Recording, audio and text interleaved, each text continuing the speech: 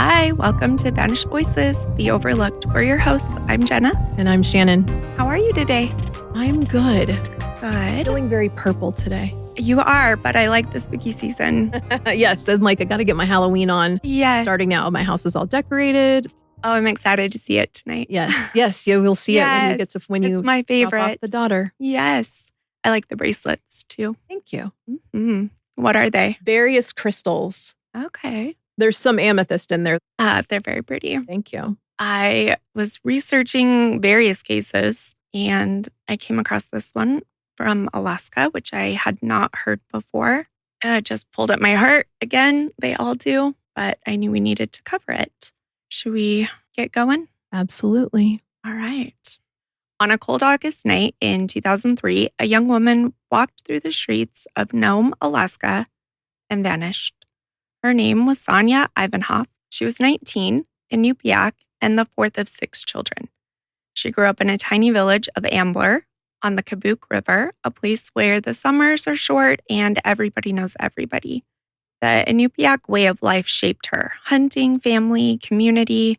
Those who knew her describe her as goofy, fun-loving, athletic. She loved basketball. She had dreams of attending school in Hawaii. She had moved to Nome just a year before her death. Sonya's story is not an isolated tragedy. It is woven into the pattern of violence, neglect, and systemic failure. Sonya was born on April 13th, 1984 to Larry and Maggie. Her family, like I said, lived in Ambler, Alaska, which is about 45 miles north of the Arctic Circle. Oh, wow. Yeah, really far north. So that's cold all the time. Yeah. And now I see why they say there's not a lot of sunlight. Mm-hmm. But a lot in the summer. Oh, okay. So they get the whole 24-hour. Mm-hmm. I asked somebody from Alaska what that was really like.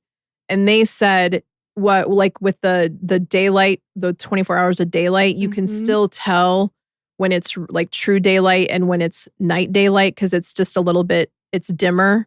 Oh, so you can still tell the difference, but it is still like, it just never gets dark. Yeah. And so I think it's the opposite for when it's the 24 days of night, where you can see where it's dark and then you see it get lighter, but it's just still like probably dark. Dusk. Yeah. So I thought that was cool because I was like, what does that look like? Yeah. I've never been, but I never have either. Love to go.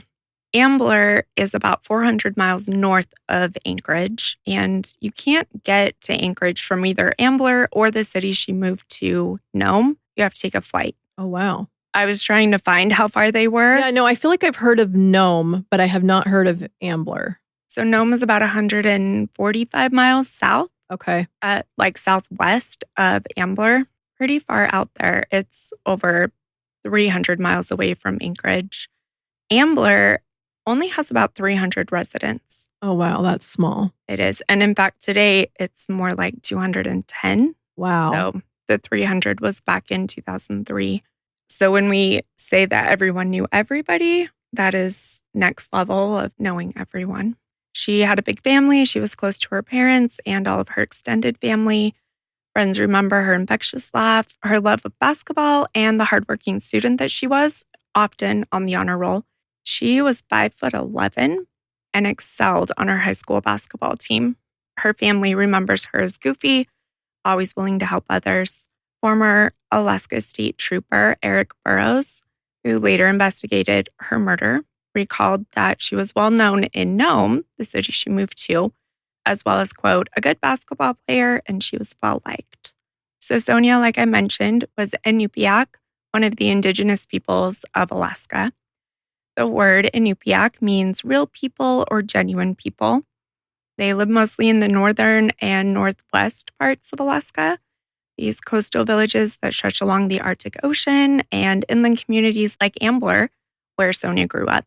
Sonya's parents instilled in her the importance of education, and she dreamed of going to college. She planned to attend school in Hawaii. I think she was ready for some summer sunshine. Yeah. I'm like, yeah, warm. What a great place to choose. Right. Because in Nome, where she moved to when she graduated from high school in 2002, in August, which is the month we're going to talk about, it only gets to like 58 as the average high. Wow. And then it's still in the 40s at night. In the summer. So not a huge difference, but still high of 58 is cold. Cold. I can't even, we rarely have that here. No. Even in January. Yeah. No, I mean, if anything, it would, well, I guess it does get lower than that, but very we rarely. skip between like 80 and 40. Yeah, that's true. And there's no in between. No, never. When she graduated, she wasn't quite ready to make that full move to Hawaii. So she moved, like I said, about 150 miles southwest to a town named Nome. There, she rented an apartment. She took a job as a receptionist at the Norton Sound Regional Hospital, and she was working on saving money for tuition. Sonya reportedly loved Nome. So did she move there by herself and not with any family? At first, yeah. Wow, okay. Brave, right? At first, it was bigger to her than Ambler. Yes, it would be. Yep. They had about 3,600 residents. Still small, but definitely bigger than what she came from. Right. Small enough to feel safe. Yes. The next summer, her best friend, Tamori, joined Sonya in Nome, and they shared an apartment. The city is very walkable, and that's how the girls got around. In the summer months, Nome usually gets about 18 hours of sunlight each day. The sun doesn't really fade until after midnight some nights. On the night of Sunday, August 10th, which goes into the 11th because we're going to be talking about 1 a.m., okay. Sonya had a night out with friends. She and Tamori left around 11 p.m. to head to this friend's house. She wore borrowed Skechers shoes and jeans.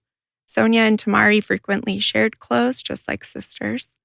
And she usually carried her identification and keys on a chain that were with her at all times.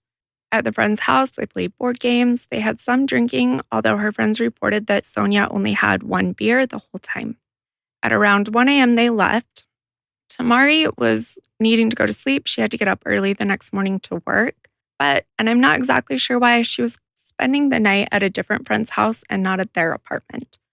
So Sonya was planning... So not at the house that they're playing the games at? Not at the house they're playing the games at. They both left. Okay. They were walking, and then Tamari parted ways to each go their direction. Okay. Yep. And they parted ways with a secret handshake that they had. Cute. I know, right? Sonya had specifically said that she was planning to sleep at home, but she wasn't exactly ready to go to bed because she had the next day off. So after they parted ways, Tamori went and slept at a friend's house. She woke up around 5 a.m. to go back to the apartment they shared to get ready for work. When she got home, Sonya's bed was still made and Sonya wasn't there. This was odd, but not panic-inducing yet. She figured, all the things Sonya could have decided against going back home and stayed out at a friend's and then just spent the night there. A lot of different reasons why she wasn't home. Right. Understandable. Yeah. So Tamari got dressed and headed to work. She worked at the Aurora Inn, where she was a receptionist. A lot of days when she was working there, Sonya would call, they would chat. She had a lot of downtime. And remember, we're in 2003, so a lot of people didn't have cell phones or they had limited minutes, limited texts. I remember. Yep, easier. I remember hey, you're almost at your text limit. Yes, yeah. And then, you've reached your minutes for the month. Mm-hmm. Or what was it, after 7 p.m., then you would get the free minute, the free long distance or whatever. So that's when, yes. Yep, that's when you would make those calls you've been waiting on. Yeah, sorry, it's 7 p.m. now. I can start talking. Exactly. On that day, though, Tamori didn't hear from Sonya at all. She was getting worried that she hadn't heard from her. She didn't see her at the apartment when she went to work. So she called Sonya's sister, and I'm sure her stomach dropped when Sonya's sister said she hadn't heard from her either. And this is the point where she tried to convince herself that maybe she was overreacting, trying to come up with more plausible reasons. So was it not normal for the sister not to hear from her daily also? Right. Okay.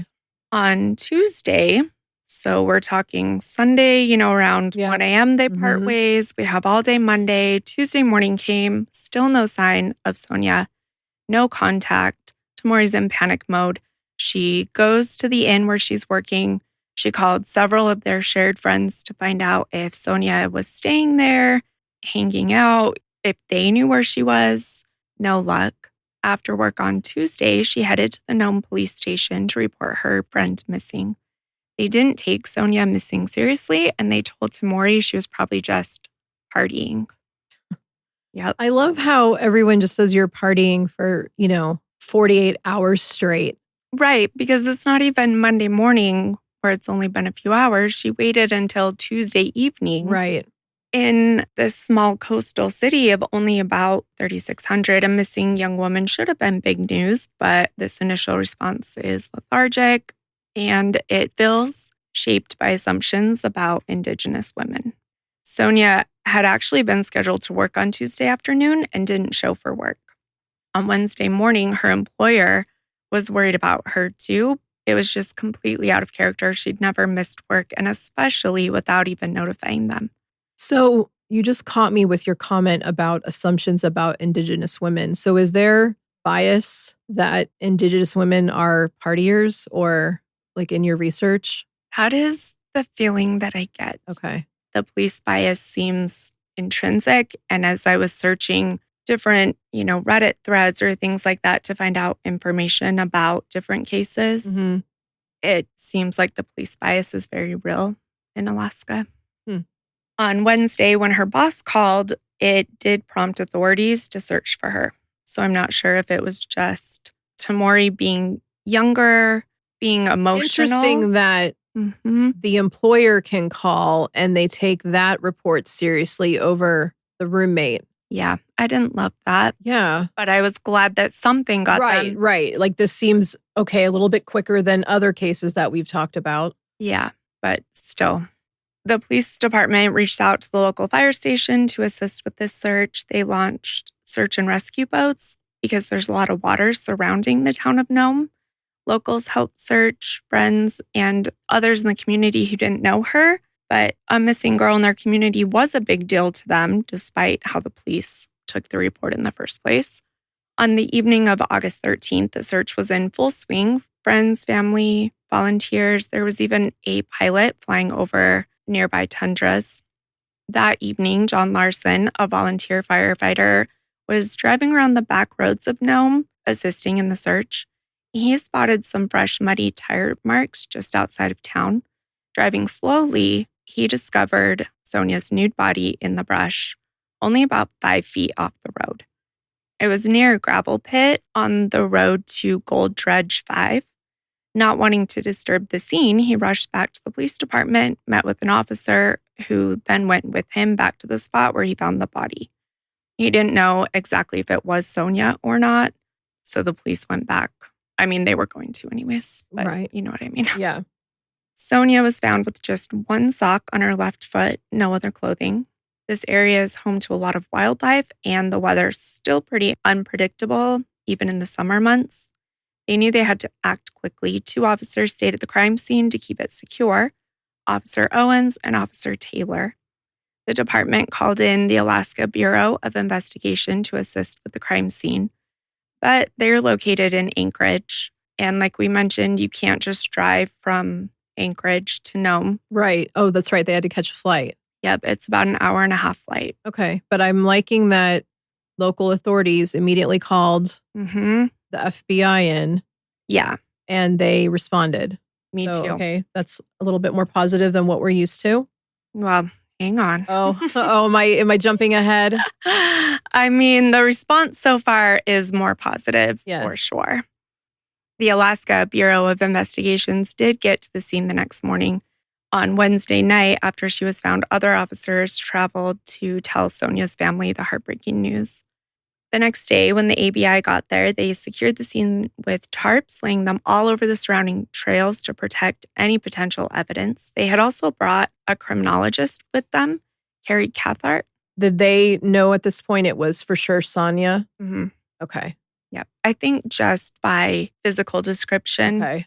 But yeah. In a town that's small, Mm-hmm. there's only one missing person. So yeah, okay. Right. And she's 5'11". Because I'm curious. Oh yeah, that's true. If they told the family that they'd found a body or if they found her. That's what I was curious about. The reporting says they told them that they found her. Okay. The criminologist was great. At the scene, they found a lot of traces of blood. They found tire tracks, the things that they hoped to find to help with this investigation.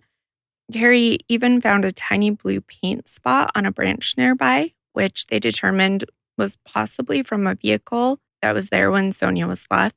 Was she killed at that scene or was she Mhm. done? Okay, so that was the crime scene. Okay. Yep, because of the blood splatter Okay. and Okay. everything. Where they found the paint spot, they believed that the vehicle was either a truck or some kind of larger SUV. The tire tracks they found proved interesting. 3 tires matched and one was different. Okay. So blue, which is not a common, I would say, SUV color. Mhm. And then tires that one doesn't match. So that's helpful. It is. The state medical examiner determined that Sonya had been shot in the back of the head, basically execution style with a .22 caliber fired at point blank range. They found bruising all over her body, but when they conducted a rape kit, they found no signs of sexual assault. Back at the crime scene, knowing she had been shot, they were looking for shell casings. None were found. This was their first clue that whoever did this knew that the casings could be traced back to a gun and would provide evidence that could be used later on. There was blood at the scene. She had been killed there, so investigators determined that some evidence had been cleaned up. And in fact, they found absolutely no physical evidence on Sonya that could help catch her killer. No skin cells under her fingernails, no fingerprints, no hairs or fibers, nothing. Where was she shot? The back of the head. And no defensive wounds. So that means probably caught by surprise. And She did have all the bruising, though. yeah, that's interesting also. Bruise. Oh, okay. Was there any new boys in the picture? There was one, Okay. but only kind of. Yeah. They assumed at this point, because they found nothing on her, and also she hadn't been sexually assaulted, that her clothes had been taken because Yeah. they probably... Why, if she was killed there, yeah, why Mhm. would so they found no signs of sexual assault, then why were her clothes removed? Unless, yes, they thought the person who did it thought there might be evidence on there as well. Yes, bingo. Okay. Yep. They said that the location could have easily prevented her from being found if it weren't for that very observant volunteer firefighter. And they also found no footprints. Yeah, that's interesting. A memorial was held for Sonya in her hometown. In fact, in the very high school she attended, it was full of her family, friends, folks from her community, as well as many neighboring ones. She was so loved, and the memorial was a really beautiful tribute to her life. You could just tell that the loss was felt deeply by so many. Back to the investigation. With the lack of evidence, they had to start with Sonya's inner circle. Some friends pointed to a man that we will call K. They suggested that while the two were just friends, they thought he might actually have had feelings for Sonya that were not mutual. He agreed to speak with officers, and he told them the two hadn't spoken in about 2 weeks. He also told them that he had been out of town on that Sunday night, about 75 miles away, hunting with friends. Police talked to the friends that he had been with, and while they did confirm that he was hunting with them, they hadn't shared a room. So police were like, he easily could have said he was going to sleep, driven 75 miles, done that, and then driven back, and they wouldn't necessarily know. Which is interesting because she didn't have a cell phone, so that seems there would, if he was in a hotel, there would probably be a phone record of a call. Would he have even have known where she was at? Right. Considering she was at a friend's house. They might have thought he went to her house in the middle of the night and she had made it back there. Oh, that's true. Because nobody knows, nobody knew if she made it home and then was taken. I'm assuming that they searched the apartment, but I didn't find anything about that because it didn't come into play in the end. Okay. Because that alibi wasn't completely foolproof and detectives had basically nothing else, they were able to get a search warrant for his home and his car. When officers searched his home, they found a pair of sneakers that had blood on the bottom. And they were like, okay, we found our killer. Yeah. But get this. Then they went to search his car. It was a blue truck. Okay. Looking at the truck, they were even more sure. And then they discovered it had 3 matching tires and 1 unique tire. And there was blood on the tires. Come on. Yep. So continuing the search, they found a bloody tarp in the back and hunting rifles, one of which had blood on it. Kay, though, explained all of this. He told detectives that he had shot a porcupine while hunting. He also said he accidentally ran over a rabbit while driving. He stopped after hitting the rabbit, and then he realized it was still alive. And this is awful, but he stepped on the rabbit to stop its suffering. I guess he knew it wasn't going to survive. Yeah, I think that's normal. Yeah. And he says that's how he got blood on his shoe. Detectives were not buying it. They sent everything for DNA testing. And I can only imagine how freaked out Kay must have been. I mean, you've got blood in all those places. Well, just the blue truck and the three matching tires and one not matching. Yep. However, when results came back, his story was confirmed. All the blood was proven to be from animals. I mean, okay, but the blue truck and the 3 tires and one non-match, like that's crazy. Yeah. That's crazy coincidence. Crazy. And I'm sure because, you know, he did have the connection to Sonya. Yeah. So there's no way that somebody could have taken his car. I was thinking obviously that too. The tires, if they already confirmed that was truly animal blood, then I guess that makes it a moot point, but that's just weird. It is a crazy coincidence. And I'm sure they kept looking into him as they were investigating. Yeah. But on the night of the 10th into the 11th, Sonya's walked back to her apartment. She passed a Tesoro gas station. A janitor had been cleaning when she walked by. He came forward and told police he saw her at 1:15 a.m. Next to the gas station was a residential home where 2 sisters were also awake and saw Sonya. Their names were Florence and Danita. They were out on the porch at this time, and they actually recognized Sonya. They had played basketball as well and watched Sonya play in various games. As Sonya walked past their home, they also noticed a car trailing behind her, going slower and slower, and then stopped next to her and rolled down the window. They watched Sonya talk to whoever was in the SUV. Then they watched her get into it, and it was a marked police car. Interesting. Mm-hmm. They told investigators and reporters that Sonya did not appear intoxicated. She simply approached the vehicle, chatted for a minute, and got in. They noted the time as 1:26 a.m., and then they watched the patrol car head the opposite direction as Sonya's apartment.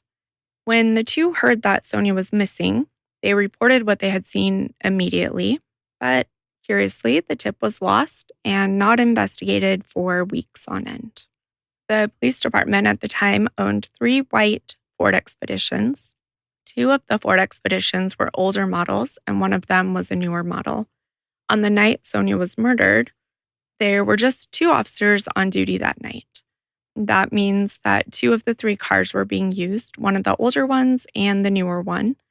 And really, only 2 officers in a police vehicle could have picked Sonya up.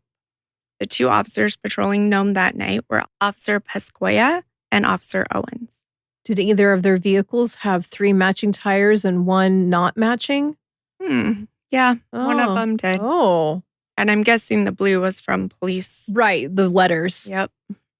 On that night, Officer Pescoya was driving the newer car, which was vehicle 983, and Officer Owens was driving one of the older cars, vehicle 322.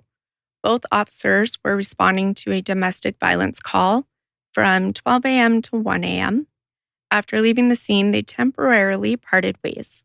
Pescoya headed back to the station to make the domestic violence report, and Owens said that he was on bar closing patrol at 2 a.m. Then What is bar closing patrol? I'm not exactly sure. Is that just to try and catch people leaving a bar to get them on DUIs? That's what I was assuming. Interesting. Yeah, or to make sure no fights broke out. Yeah. I couldn't find either if that was something they did every night. Yeah. Or what that's about. Interesting. Yeah. I've never heard that term. I hadn't either. Just before 3 a.m., the officers reconnected and Owens dropped Pescoya off at home, meaning that between 1 a.m. and really 3 a.m., because we don't really have any records, right? What Owens or Pescoya were really doing during that time frame. Wait, so they could they prove that the one was really back at the station doing the write-up? Yeah. Okay. So Pescoya did do the write-up and was at the station. Owens was unaccounted for. So really for 2 hours, he was unaccounted for. Right. Okay. Now, if you remember, Owens was one of the officers that protected the crime scene overnight. He actually arrived really quickly after she was found, which was slightly odd because he was off duty that day. Oh. He also brought his 4-year-old son to the crime scene. What? Isn't that mind-boggling? How is that even allowed? I have no idea. I don't know if they just is it the whole sat in the shortage car? of... Yes, all hands on deck. It's probably a small town. Murders don't happen. It's a big deal. It is interesting. But I cannot believe you brought your 4-year-old child to a crime scene. Same. It was also interesting that he knew where the crime scene was since he wasn't even working. Oh. Furthermore, Owens is the cop that Tamari spoke to on Tuesday when she first talked to the police about Sonya. The one who suggested Sonya was partying and didn't put the tip in and brushed her off. And I'm assuming because he was on duty on Wednesday or Tuesday night, and then he wasn't supposed to be on duty on Wednesday, a different cop took the phone call from the hospital. Ah. So I don't know for sure if that is why, as opposed to them looking, or if she talked to more than one cop. Yeah. When she went in on Tuesday night, but Owens was the first one she talked to. Interesting. Mm-hmm. Even with all of these interesting facts, police didn't believe that one of their own could be involved. Of course not. Thankfully, they still decided to question the 2 officers on duty that night. However, it wasn't for about 6 weeks after Sonya was murdered on September 23rd. On September 22nd, the day before this was going to happen, Owens, another official from the police department, noted that one of the older Ford Expeditions was missing from the station. The 2 go out to look for it. After 2 hours, Owens calls the other officer to explain that he found vehicle 321, so not the one he was supposed to be in on the night it happened, the other one, in an old gravel pit just outside of town. This is around 2:50 a.m., and it's just across from where Sonya's body was found weeks earlier. Minutes later, Owens said that shots were fired by an unknown source. So quickly, backup officers arrived at the scene. They're armed, they're ready. The officers were met with nothing. Owens said, "Oh, the alleged shooter must have fled." I wish you could see Shannon's face. What? Mm-hmm. So they brought the car back in. They found no fingerprints anywhere on the car. On the front seat, they found an envelope with Sonya's ID in it and a letter. Here's what the letter said, and these are not my words. It said, quote, "Pigs, I hate cops. I hate every one of you. Sonya was just a person in the wrong place at the wrong time. I do not know her. As you can see, it was easy for me to take your pig car keys right there. It was not her fault. She thought I was a pig and shit just happened. She was just a person and I wanted to see if I could that night. Every one of you should be more careful. I watch every move you make. You leave me alone and I will leave you alone. I will also shoot you in the head if you get close." So quite the letter, I guess. However, fortunately, investigators did not feel like the letter was legit. In fact, they began to suspect that a cop had actually written the letter with the sole purpose of trying to not sound like a cop, which, yeah. That's interesting also. Mm-hmm. Questioning was supposed to be on the 23rd. Officer Pescoya showed up for his interview. Owens did not. He claimed the shooting was Shocking. Too traumatic and he couldn't fly to Anchorage to be questioned as planned. You're a police officer, so you've been trained to handle that kind of situation. Yeah, he just needs a minute, Shannon. Just a minute. Just a minute to regroup. Mm-hmm. Yeah. The local police's initial handling of Sonya's disappearance did come under scrutiny. Many in Nome felt that the MPD had not acted swiftly enough, and because of this, the MPD requested that the Alaska State Troopers take over the case, albeit not for almost 2 months. Eric Burrows, the trooper who became lead investigator, described the environment as a, quote, frontier, where officers sometimes cut corners. Burrows believed from the start that Sonya had gotten into a familiar vehicle, explaining that, quote, Indigenous women were taught from childhood to be cautious around strangers. And later, he said she would have only gotten into a police car if she recognized the officer. So is there any indication that she knew Officer Owens? That I couldn't find. Okay. He is young. He was 28 when this happened. Which 19 19 is still, it's an age gap, but in a small town. Yep. And he could have choices are small. been offering her a quick ride home. Right. Because I would expect she knew him. Mm-hmm. And yeah, like I wouldn't think anything of a police officer offering somebody a ride home. Right. That's walking in the street. Walking at night and is female. Yep. Burroughs' hunch soon gained support. The autopsy showed the bullet had a unique rifling pattern. Investigators determined that only 2 weapons in the region matched that pattern: a pistol belonging to a member of the public and another accessible to a Nome officer, Matthew Owens. Wow. Yep. Isn't that horrifying? Mm-hmm. Looking at the note and the whole scenario, Burroughs and his team quickly concluded that the theft had been staged, and the letter likely came from a printer in the police station. Oh, gosh. Yeah. And there was absolutely no sign that anyone else had been in the vehicle. The next break came when a hunter reported seeing a man burning something at a campsite near Council in Coffee Creek, about 75 miles away from Nome. Troopers went out, they shifted through the ashes, and they recovered metal grommets and shoe eyelets, as well as 2 keys. Forensic tests showed that they came from jeans and shoes identical to the clothing that Sonya had been wearing. The first key was replicated and fit Sonya's door. There was also a second key that was found to belong to Owen's uncle.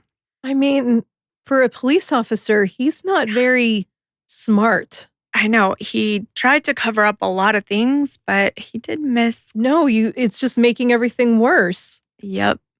Witnesses also identified Owens as the man at the campsite, and he could not provide any kind of credible alibi for that time frame when Sonya disappeared. So nobody saw him bar closing that night. Nope. I guess he missed that. Yes. He was fired from MPD on suspicion of being involved. He was interviewed shortly after, and he agreed to take a polygraph, which I'm sure he thought he could pass. He did not. According to investigators, he showed deception when asked about picking up Sonya, staging the car theft, and burning evidence. On October 25th, 2003, the troopers arrested him, and on November 4th, 2003, a grand jury indicted him for first-degree murder and tampering with evidence. Owens' arrest shook Nome. He was a police officer. He was married with children. Married? Married. Whoa. Yeah, she actually testifies at his trial, which great, because they separated after. Yeah. Mm-hmm. There were lawsuits filed later that showed a pattern of harassing and assaulting Indigenous women.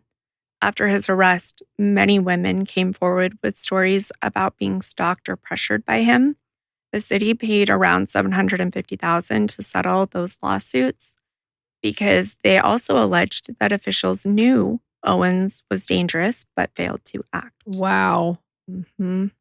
At his trial, prosecutors presented ballistics, the staged car theft, the burn pit evidence. And like we said, that was in Coffee Creek, about 75 miles from Nome. They found evidence that proved Owens had driven the 75 miles to Coffee Creek. So there's pretty damning evidence there. They argued that Owens had used his badge to lure Sonya into his car. He killed her and then attempted to cover it up. Wait, so how did they know, or what evidence did they have that could prove that he had driven 75 miles to Coffee Creek? I'm not sure if it was his phone pinging. Oh, okay. So probably cell phone records. Yeah. Okay. That's true, because a police officer probably did. Well, plus he was married with kids. He probably did have a cell phone in 2003. I had one, and I mean, I did too. Yeah, I wasn't married, but I was married a year at that point. Yeah. Yeah, but I'd gotten a cell phone in 1998. So, although I didn't use it, I helped out a friend that was a salesperson for them at the time, and so I was like, "Fine, I'll get one to help you meet your monthly quota." Even though but then it came in handy because that's when I was still single. So I was like out at the club And I'd give out my cell number. That way people didn't get my real number. So I could like screen Yes. phone calls. Oh, I had to completely explain what a voicemail box was to Mila today. Oh, wow. Because we were watching something and she had been checking someone else's messages like through her phone at her house. Mila was like, what is this even? Oh my gosh. And I was like, yeah, you wouldn't know, would you? Yeah. Yeah, I remember that when you could like call from another phone and get listen to your voicemails. Yep, that's what I was explaining. Yeah. And why that outgoing message was important. Yeah. Yeah. They had quite a few witnesses that took the stand. One was Matthew's estranged wife. She testified that approximately 4:30 p.m. on August 12th, which is the day before Sonia's body was found, her husband called her saying that he needed to go to work because there was a missing girl. And he asked her not to repeat this conversation. Now, what they were pointing out was that if this call happened at 4:30 p.m., like she said, that means Owens was aware of Sonia's disappearance 45 minutes before Tamari even reported Sonia missing at the station, because she didn't go in until 5:15. And the search wasn't even taken seriously yet, so it kind of feels like he was inserting himself. Yeah, right away. I got to be the one to intercept. Right. I got to find her. Reported. Yeah. One witness also testified that prior to the stolen vehicle incident, Matthew's landlord was at his home and saw Sonia's ID card and wallet in his own living room. I mean, wouldn't your wife question that? I would assume your landlord can see it. It seems like it's probably just out in the open. My guess would be that he probably lied to his wife and said she brought it in and I accidentally brought it home with me. I have to return it to her. She left it. Yeah. Yep. The defense, on the other hand, claimed that there was no direct witness to the murder. Owen's first trial ended in a hung jury because of lack of DNA evidence. That is shocking. It is, unbelievable. All the things he did to try to cover up seems like that would be enough. It would be if you weren't in your own town with your own people. No, is he from there? So he grew up in that area? He grew up in Florida, but I still think being a police officer in this town. Yeah. Interesting. So at least it was a hung jury and not an acquittal. Right. There was a retrial in late 2005, and they moved it to a town over 100 miles away. At the second trial, prosecutors presented essentially the same evidence that they had at the first trial. Defense hadn't found anything new. It was just there's no DNA and no eyewitness. At the second trial, after 3 days of deliberation, this jury found him guilty of first-degree murder and evidence tampering and handed down a 101-year sentence. Nice. Yep. So that was the problem, where they were for the first one. Sonia's brother, Jacob, later said he initially thought Nome was not the right place to hold the trial because jurors attended the same church as Owens, also the buddy system that would protect the officer. And, his fears proved justified when the first trial ended without a verdict, but the second trial brought that justice. Yeah. Sonia's brother-in-law sat through the proceedings. He later said, coming in here was like it had just happened yesterday, noting how each hearing reopened those wounds. He commented that he had no idea how Sonia's father, Larry, could endure it all. Yeah. 2 trials, that's a lot. Isn't that awful to have to sit through it twice? Yeah. And I'm sure waiting for 3 days for the jury to come back would have you just sick. And just knowing how victims are vilified, I'm sure this was no different. So the fact that the family had to endure that twice, that's horrible. It is. I feel for them. The murder of a young Inupiaq woman by a police officer spurred public outrage, not only because of the personal tragedy, but because it highlighted the vulnerability of Indigenous women in Alaska. Advocacy groups and tribal leaders demanded accountability. In 2007, the Alaska legislature enacted Senate Bill 45, which was known as the Sonya Ivanoff Act. The law requires that any peace officer who commits murder using their authority receives a mandatory 99-year sentence.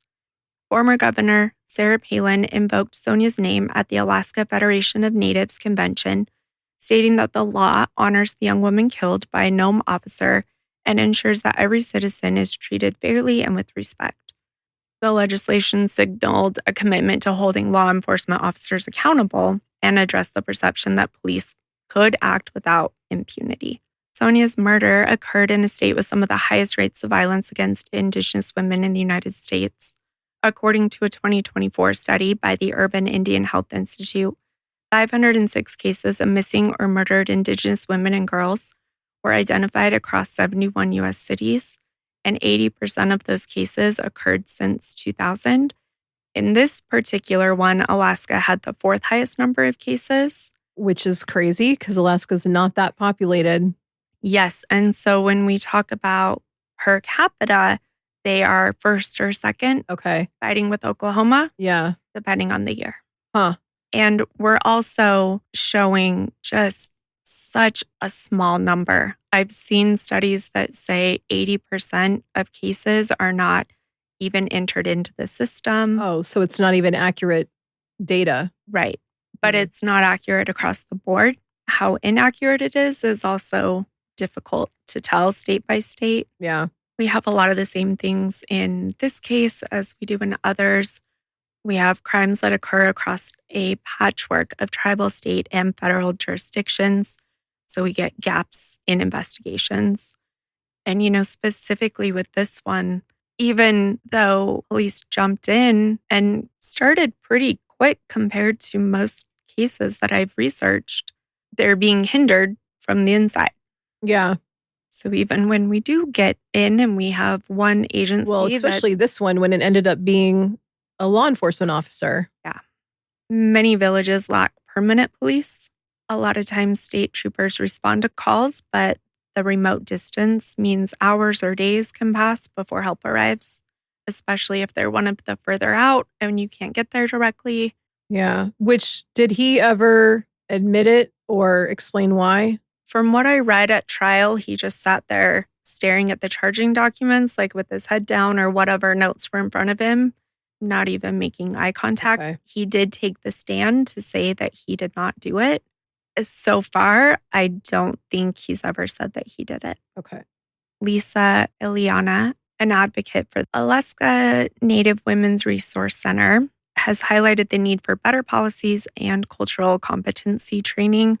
In an Associated Press interview, she stressed that the MMIW crisis demands more than statistics, even though it demands statistics to get funding, and those are hard to get to. She said it also requires systemic change, including respect for survivors and also building trust in law enforcement. Sonya's case did spark activism. The Ivanoff family and other Nome residents joined protests and town meetings demanding reform. They collaborated with organizations like Alaska Community Action on Toxics and Native Movement to push for accountability and resources. Sonya's case became part of a national conversation about the vulnerability of Indigenous women, along with cases like those of Ashlyn Mike, Savannah Graywind, and Hannah Harris. In the months after Sonya's murder, Nome's residents grappled with grief and anger. The shock of learning that a police officer could be the killer eroded trust further in local law enforcement. I mean, taking so many steps backwards. Oh, for sure. Police Chief Ralph Taylor acknowledged that the arrest of one of his officers was devastating, saying that the department would have to work really hard to regain the community's trust. And I think when all of those women came forward with allegations against him, and also that the department knew, that's going to take a long time. Yeah.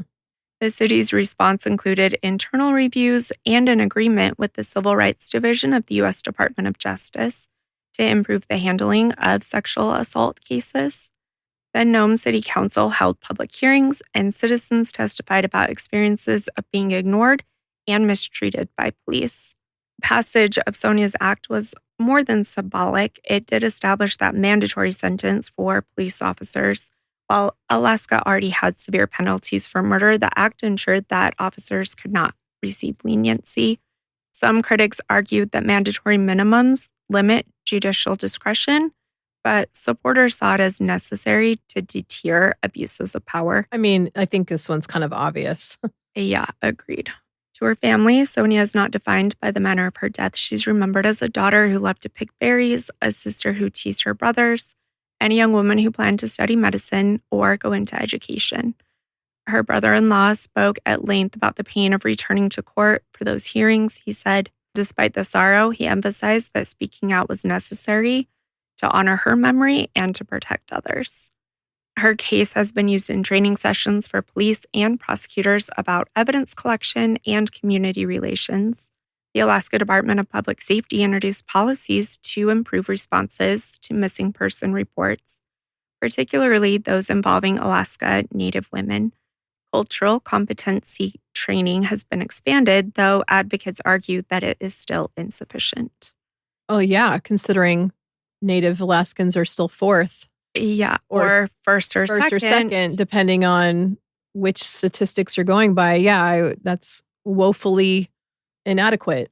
And actually, I feel like those two things are linked. I mean, the fact that they technically should be first or second, but sometimes it's saying they're fourth is maybe partly because those cases aren't getting input into the system. They're not being taken seriously. They're being told the same things. They're out partying. Exactly.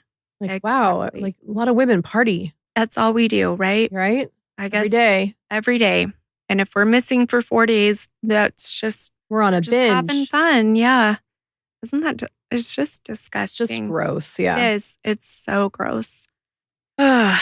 The murder of Sonya Ivanoff was a profound betrayal by a system meant to protect her. I'm glad that her story catalyzed some of these reforms and has been helpful in bringing reform to Alaska. But again, it doesn't bring her back. As we end this episode of Vanished Voices, remember Sonya was not just a victim, but a vibrant young woman with dreams. Her life and death illuminate the urgency of addressing violence against Indigenous women. By telling her story, we hope to honor her and stand with the many families still seeking answers. Thank you for joining us for this episode of Vanished Voices, The Overlooked. We are grateful you've chosen to spend your time with us as we bring attention to these stories that too often go unheard. If you'd like to learn more about the resources and sources we used in today's episode, visit our blog, linked through our website at vanishedvoicespod.com. Be sure to connect with us on Instagram, TikTok, YouTube. Just search for @VanishedVoices. We'd love to hear your thoughts, feedback, and reflections, and to continue building this community with you. If you found value in today's episode, please take a moment to rate, review, and share the podcast. Your support not only helps us reach more listeners, but also helps amplify the voices of those who can no longer speak for themselves. You can find Vanished Voices on Apple, Spotify, Amazon, YouTube, and all major streaming platforms. As always, refuse to let these voices vanish. Bye. Thanks. Bye-bye.